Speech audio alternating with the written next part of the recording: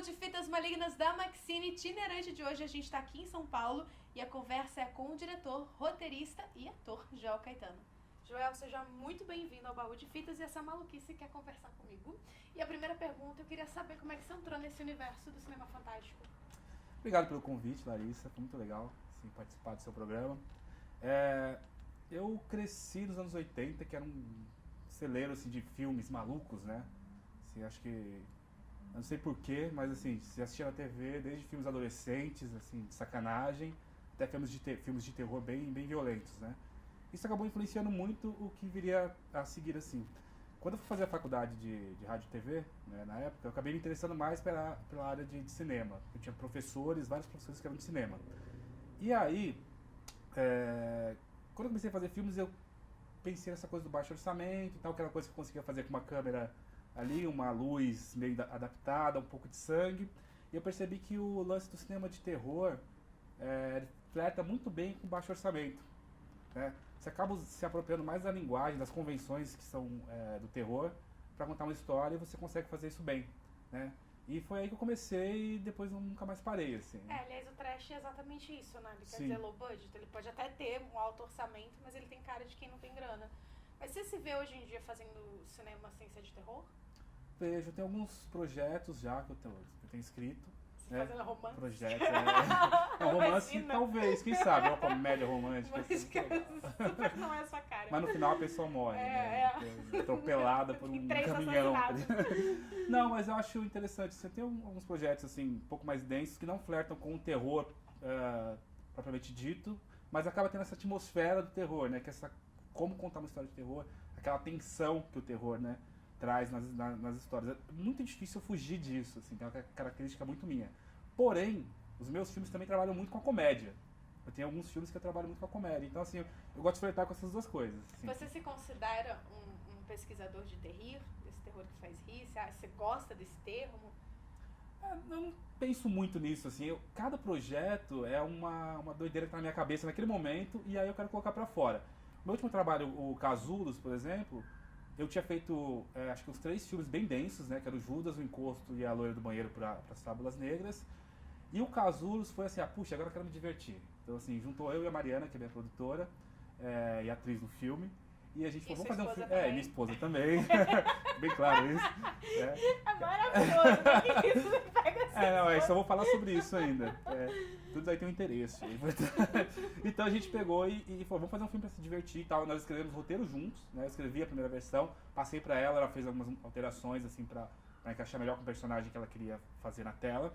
E fizemos um filme nós dois, no nosso apartamento, se divertindo, assim.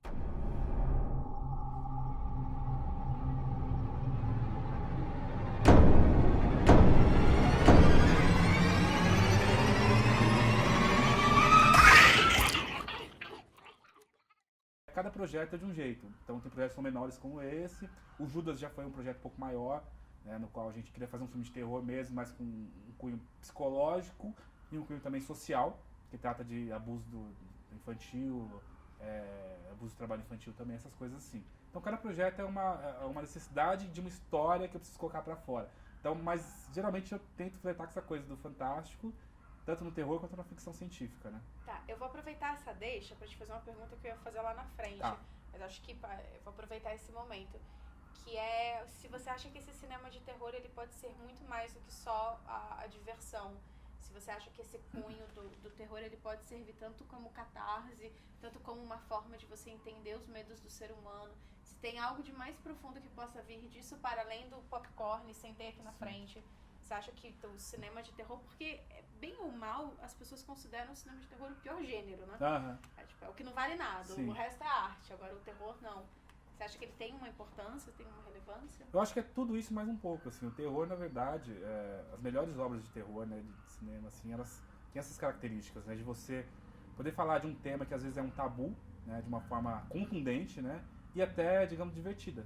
Então acaba entrando ali na mente do espectador, de repente um tema, como eu falei, do abuso do trabalho infantil, mas de uma maneira até divertida ou assustadora num filme de terror. Então, assim, dá pra você trabalhar esses temas, acho, de uma forma mais até psicológica, né.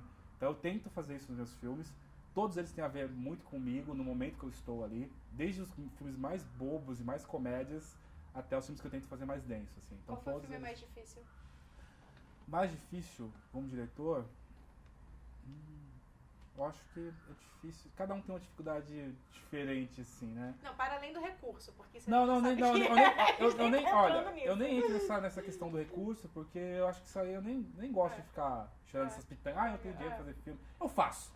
Tem uma câmera lá. Se eu tivesse só o celular, eu faria só com o celular. Já fiz filme só com o celular. Então eu não tenho essa coisa. Eu acho que assim, talvez o mais difícil seja que está por ver. Que é um longa que eu estou escrevendo. Eu não posso falar muito ainda, porque é uma história nova, assim, mas estou muito apaixonado pela ideia, né? E é um filme que ele tem toda essa coisa psicológica também, além do terror bem divertido também, sabe? Então, assim, eu estou tentando trabalhar num roteiro que tem essas características para ter um pouco dessa mensagem que eu quero passar, que eu não posso falar ainda, mas o terror também, entendeu? Que é o que a galera quer ver. Tá. Assim, eu também sou uma pessoa que joga nas 11, né? Só tô vendendo Mary Kay ainda porque eu tô fazendo outras coisas. Então, se tiver um contato, me fala que eu tô precisando. Mas você trabalha também muito como ator. Sim. Aí eu queria primeiro perguntar pra você como que é trabalhar como ator nos seus próprios filmes que você dirige. Se você desenvolveu uma técnica específica pra isso, ou se você vai no improviso, ou se você passou a fazer algo e a pesquisar essa forma de se autodirigir. Como que é ser ator nos próprios filmes? Quando eu comecei, na verdade, assim, eu tinha muitas ideias malucas, assim, a gente começou em 2001, né? E era muito difícil vender as ideias para as pessoas e para os atores, e eu não tinha coragem de pedir para alguém para fazer aquelas coisas absurdas, né? E aí, ainda na faculdade, eu decidi também, para saber o que pedir para o ator, estudar teatro. Então fiz teatro na FAAP, fiz um tempo lá, foi um curso, né, de 6 meses, foi muito bom para mim, assim, foi um primeiro start, assim, para essa coisa da atuação. Eu nunca tinha pensado em ser ator, mas aí rolou essa necessidade. Então, assim, foi mais pela necessidade de fazer os filmes e ter alguém que entender. Talvez eu não conseguisse passar pro ator o que eu queria. Então era mais fácil eu fazer. Né? E isso acabou que foi criando um jeito próprio de fazer. Mas eu costumo dizer que eu sou um ator de filme de terror. Né? Se pedir pra eu chorar agora, eu não vou conseguir, entendeu? Apesar de já ter chorado no filme, mas foi um truque. Fiquei com o olho aberto até. E aí saiu a lágrima. Mas... Uma lágrima. Uma lágrima. Foi sofrido. Foi grave, filha da puta. O cara quase perdeu. Mas, eu consigo, assim, como eu escrevo, eu faço todo o processo, eu consigo saber exatamente o que eu preciso para aquele momento da atuação, entendeu? Dentro do filme. O Encosto foi um filme que eu tive... eu atuei, dirigi, editei, fiz tudo também. E foi um filme que eu ganhei 2 prêmios como ator. Só que pra mim foi uma surpresa, assim. Mas por quê? Eu sabia que eu queria... passar com aquele filme, eu sabia que eu precisava do ator, entendeu? Então acabou funcionando muito bem.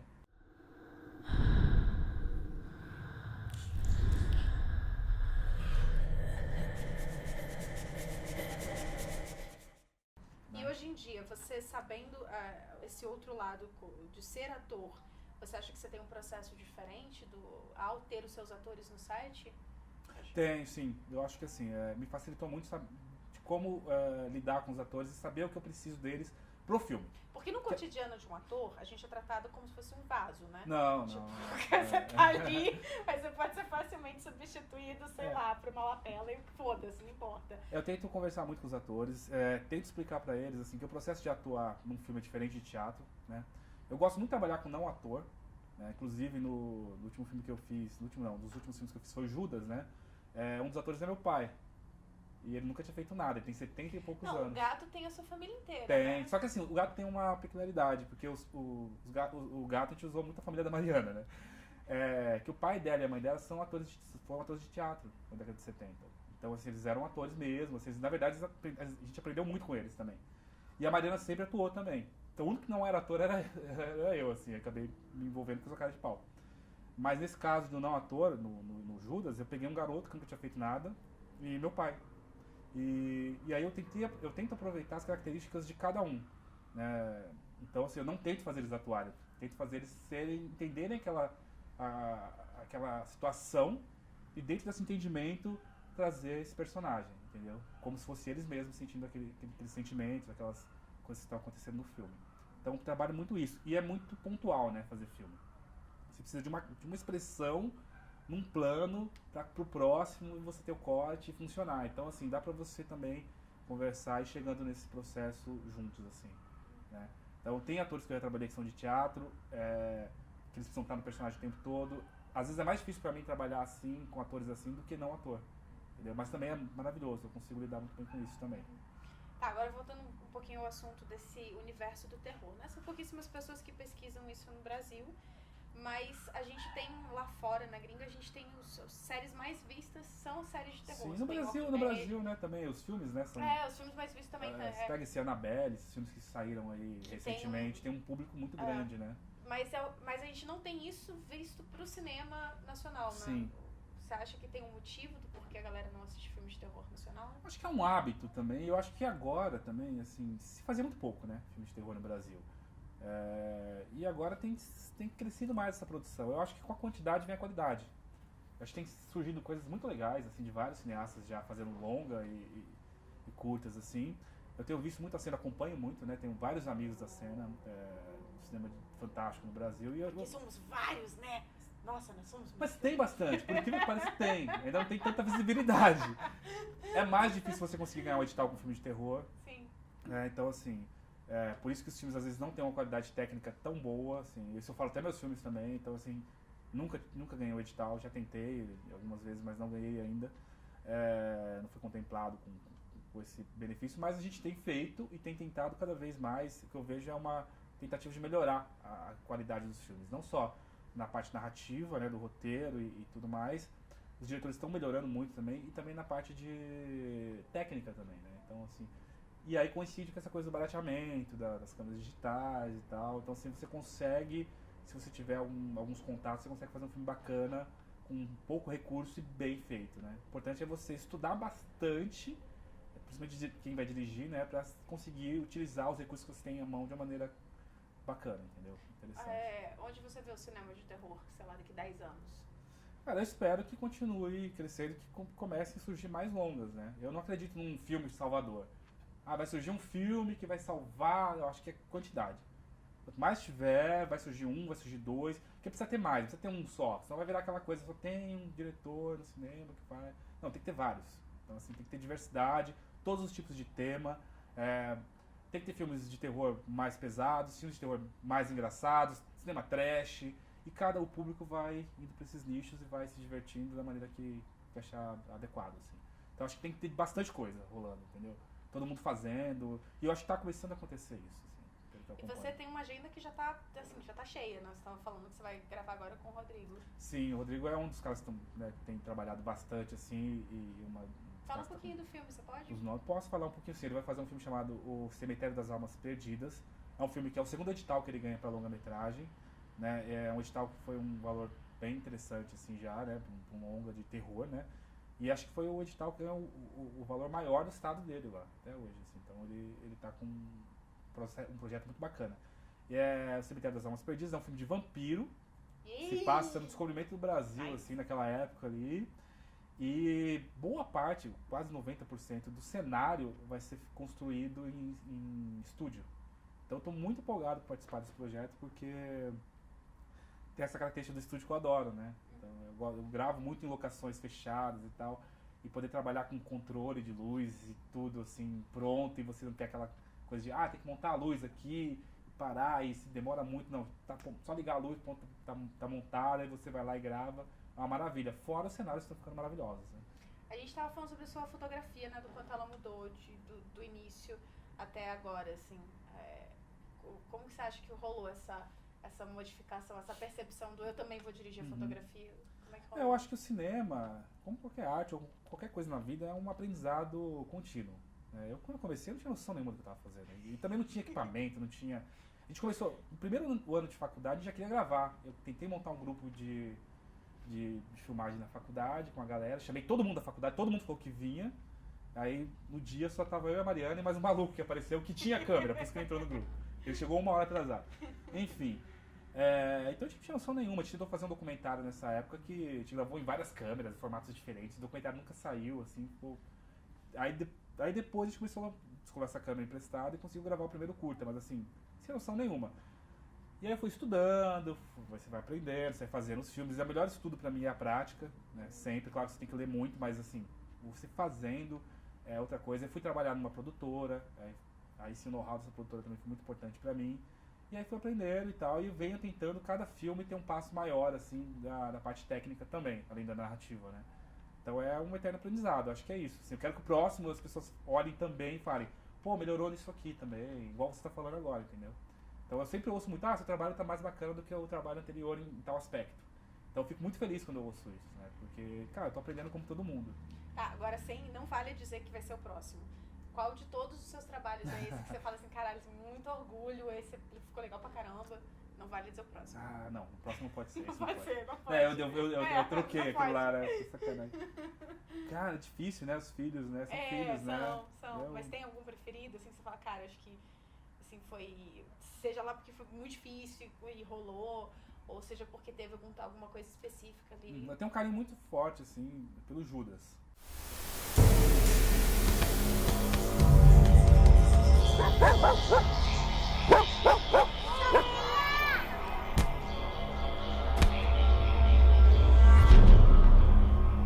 Levanta! Vamos!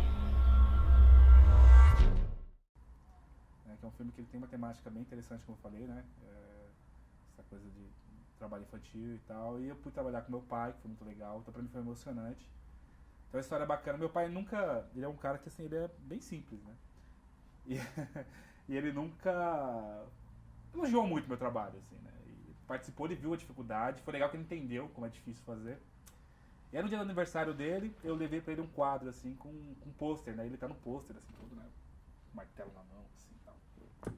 Eu dei pra ele, ele olhou, né? Ficou emocionado, né? Cheio de lágrima no olho. Falei, pô, ele vai me elogiar, né? Agora vai. Aí ele falou,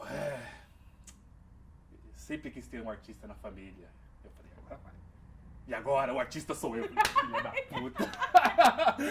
Mas pra mim, cara, isso foi uma grande vitória, assim. Eu fiquei super, assim, emocionado, feliz de ter proporcionado pra um cara que nunca tinha feito nada essa experiência. Agora ele quer fazer um longa. Então agora... legal, você ganhou mais um ator. Um ator, e ele, cara, legal. funciona muito bem, porque Legal. é tipo, como eu falei, às vezes é difícil a gente ter, como a gente trabalha com recurso muito baixo, ter atores disponíveis, assim, ou conseguir trazer alguém, alguma coisa do tipo. Então, às vezes, uma pessoa que funcionou bem, a gente pode usar. Sabendo usar, você consegue, entendeu? Tá, agora falando sobre esse zero recurso, assim, se você fosse falar pra quem tá em casa, pra quem tá assistindo, que tá começando a fazer cinema de terror, ou tá começando a pesquisar o gênero, o que você diria pra essa pessoa? Pra onde ela começa? Você, Amiguinhos, em casa, amiguinho? Não façam, mentira.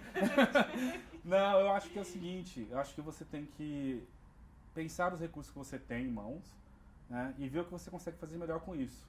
E agregar isso à linguagem. Se é um celular, você vai fazer um filme com o celular, pode fazer um found footage com o celular, e isso vai justificar a imagem não ser tão boa. Ou se você tiver um celular e tiver bastante luz, você pode fazer uma fotografia bonita e ficar bem legal. Tem diretores que estão fazendo filmes com celulares bem bacana. E aproveitar essa coisa da plataforma que você tem para filmar ali, entendeu? E tentar se adequar a ela e tentar usar isso na narrativa do filme. Eu acho que é o mais importante. Então, assim, nada é impeditivo hoje de você fazer um filme. Qualquer um tem um celular, todos os celulares, tanto Android quanto iOS lá, você tem um programa para editar.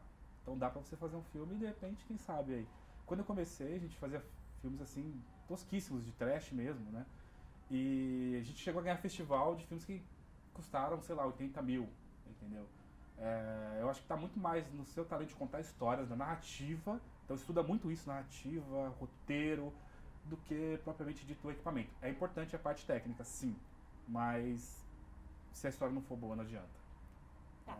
Pra gente encerrar, passa pra gente 3 dicas de filmes, assim, nacionais ou não, que você acha relevantes, assim. Tipo, você que tá em casa, pega o YouTorrent. Você! Dá uma dica. Mestre. Eu acho os filmes que eu mais gosto. Pô, vou falar umas coisas bem clichê aqui, porque não tem problema, faz. Meu filme favorito da vida é o Evil Dead, né? Você tem uma trilogia, tudo que tiver o West. Não, é a série do caralho. A série, tudo. Tudo que tiver o West, eu assisto, choro e fico aplaudindo, sou fã pra caralho mesmo. Evil Dead, esse seria, né, o principal. Fome Animal, Peter Jackson, é um filme que eu me divirto muito mesmo. E uma ficção científica, né, sair um pouco do terror, o Alien. Acho que porque Alien. não tem nada de terror, né? Não, mas então, isso que eu tô falando. Tá vendo? Eu não consigo fugir disso. Mas assim, é difícil. Falei 3. Eu posso falar 200 aqui pra você. Passar a tarde inteira falando aqui. Mas, cara, esses filmes marcaram muito minha vida, assim. Fora outros também. Então, mas o Evil Dead realmente é o mais especial. Então, Joel, quero agradecer muito a sua presença aqui no Baú de Fitas Malignas. A presença mais que especial da nossa querida Pedra de Crack, o Craquinho, gente. Que estava aqui também participando. E você que está em casa curtiu, dá o seu like, não ceder e continua no seu Baú de Fitas Malignas. Beijo, até a próxima. Baú de fitas malignas da Maxine.